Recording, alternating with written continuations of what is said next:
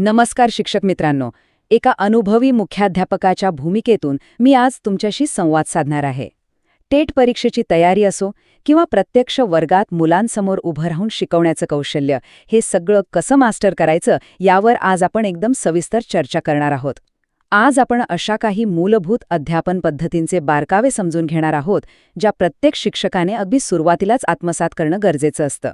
चला तर मग वेळ न दवडता थेट आपल्या विषयाला सुरुवात करूया. तर आजच्या या सेशनमध्ये आपण नक्की काय काय पाहणार आहोत? सुरुवातीला आपण शिक्षकप्रधान आणि विद्यार्थीप्रधान पद्धतींमधला मूळ फरक समजून घेऊ. त्यानंतर व्याख्यान, कथन आणि दिग्दर्शन या 3 अत्यंत महत्त्वाच्या पद्धतींचा आपण सखोल अभ्यास करू. पुढे एक अत्यंत महत्त्वाची गोष्ट म्हणजे प्रभावी पाठ नियोजनाची चेकलिस्ट आपण पाहणार आहोत. आणि शेवटी टेट परीक्षेसाठी तुम्हाला हमखास उपयोगी पडेल असं एक महत्त्वपूर्ण मार्गदर्शन. हा सुनियोजित अभ्यासक्रम तुम्हाला वर्गात आणि परीक्षेत नक्कीच यश मिळवून देईल. चला तर मग वळूया आपल्या पहिल्या आणि सर्वात महत्त्वाच्या भागाकडे. शिक्षकप्रधान विरुद्ध विद्यार्थीप्रधान पद्धती. अध्यापनाचा पाया जर पक्का करायचा असेल तर हा फरक जाणणं अत्यंत आवश्यक आहे. आता या दोन्ही पद्धतींमधला फरक अगदी स्पष्ट आहे. शिक्षकप्रधान पद्धतीत काय होतं तर शिक्षक अत्यंत सक्रिय असतो आणि विद्यार्थी बिचारा केवळ एक श्रोता म्हणून बसलेला असतो.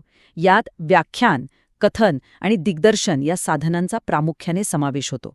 दुसरीकडे विद्यार्थीप्रधान पद्धतीत विद्यार्थी स्वतः कृती करून, विचार करून ज्ञान मिळवतात आणि तिथे शिक्षक फक्त एका मार्गदर्शकाची भूमिका बजावतात.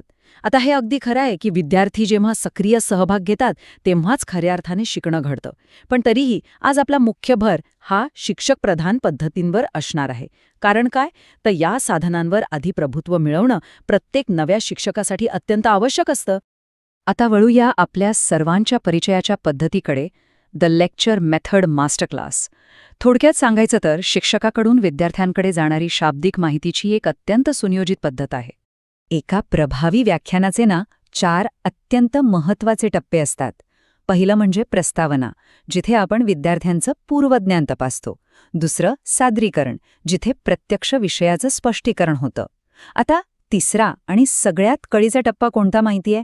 तो म्हणजे प्रत्याभरण किंवा फीडबॅक.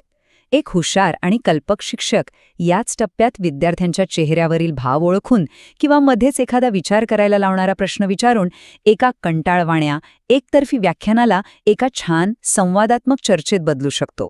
आणि चौथा टप्पा म्हणजे संकलन, जिथे आपण संपूर्ण शिकवलेल्या घटकाचा सारांश सांगतो. आता जगातल्या कोणत्याही गोष्टीप्रमाणे या व्याख्यानाचेही काही फायदे आणि तोटे आहेतच. तुम्हाला जर कमी वेळात जास्त अभ्यासक्रम पूर्ण करायचा असेल किंवा एखादी अमूर्त, कठीण संकल्पना समजावून सांगायची असेल तर ही पद्धत एकदम उत्तम. पण याचे दोषही तितकेच गंभीर आहेत बरं का. सर्वात मोठा धोका म्हणजे मुले एकदम निष्क्रिय श्रोते बनून जातात. त्यांच्या स्वतःच्या विचारशक्तीला तिथे काहीच चालना मिळत नाही. म्हणूनच मुख्याध्यापक म्हणून माझा सल्ला नेहमी असा असतो की केवळ कठीण संकल्पनांसाठी किंवा वरच्या वर्गांसाठीच याचा वापर करा आणि विद्यार्थ्यांचा निष्क्रियपणा टाळण्यासाठी मध्ये मध्ये प्रश्न विचारून त्यांना कायम जागृत ठेवा.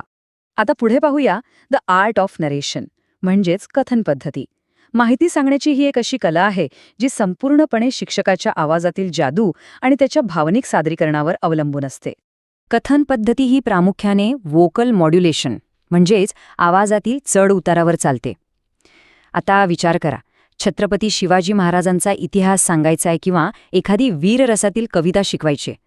अशा वेळी शिक्षकाच्या आवाजातील ऊर्जा संपूर्ण वर्गात अक्षरशः चैतन्य निर्माण करू शकते. यामुळे शिक्षकाचा स्वतःचा आत्मविश्वासही वाढतो. पण इथे एक गोम आहे. याचा सर्वात मोठा दोष म्हणजे हा पूर्णपणे एकतर्फी संवाद आहे. यात मुलांच्या स्वयंअध्ययनाला अजिबात वाव नसतो.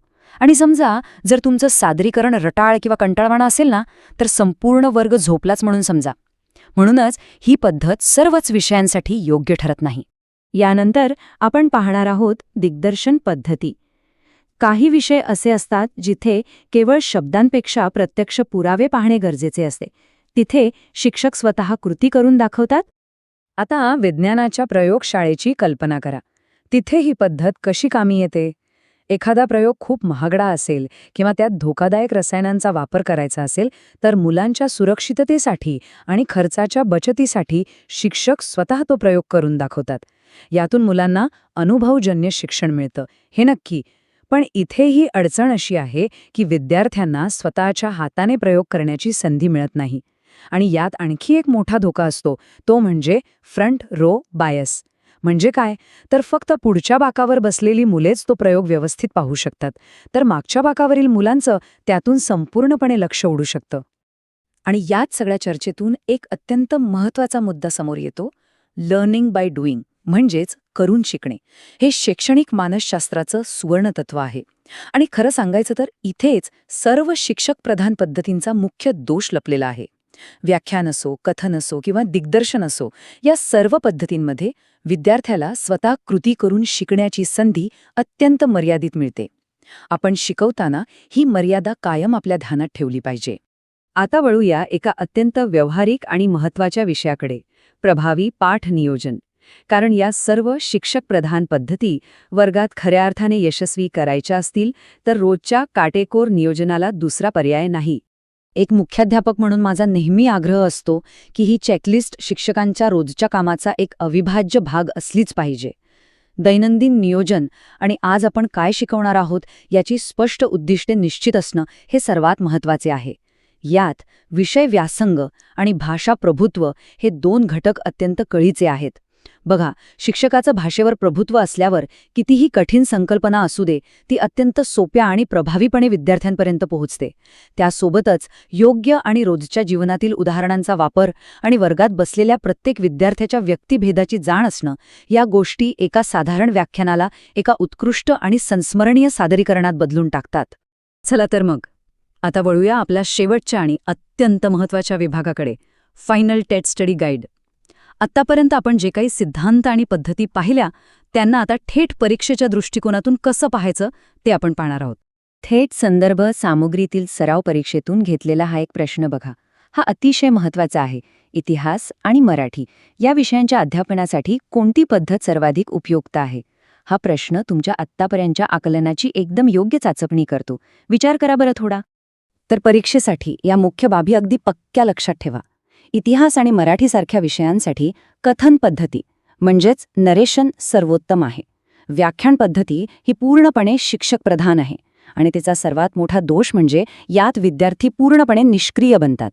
आणि दिग्दर्शन पद्धतीचा मुख्य भर हा प्रयोग करून दाखवण्यावर असतो, जिथे विद्यार्थी केवळ एक निष्क्रिय निरीक्षक म्हणून मर्यादित राहतात. हा सारांश तुम्हाला टेट परीक्षेत पैकीच्या पैकी गुण मिळवून देण्यासाठी अत्यंत बहुमूल्य ठरेल. शेवटी जाता जाता एक अतिशय विचार करायला लावणारा प्रश्न उरतो, विद्यार्थ्यांच्या सक्रिय सहभागाशिवाय अध्यापन खरोखरच यशस्वी होऊ शकतं का? व्याख्यान आणि कथन यांसारख्या आवश्यक शिक्षक प्रधान पद्धतींचा वापर करणं तर गरजेचे आहेच, पण त्याचवेळी विद्यार्थ्यांचा सक्रिय सहभाग आपण कसा वाढवू शकतो यावर सर्व शिक्षकांनी सखोल मनन करणं आवश्यक आहे. कारण शेवटी याच समतोलावर खऱ्या अर्थाने यशस्वी शिक्षण अवलंबून आहे.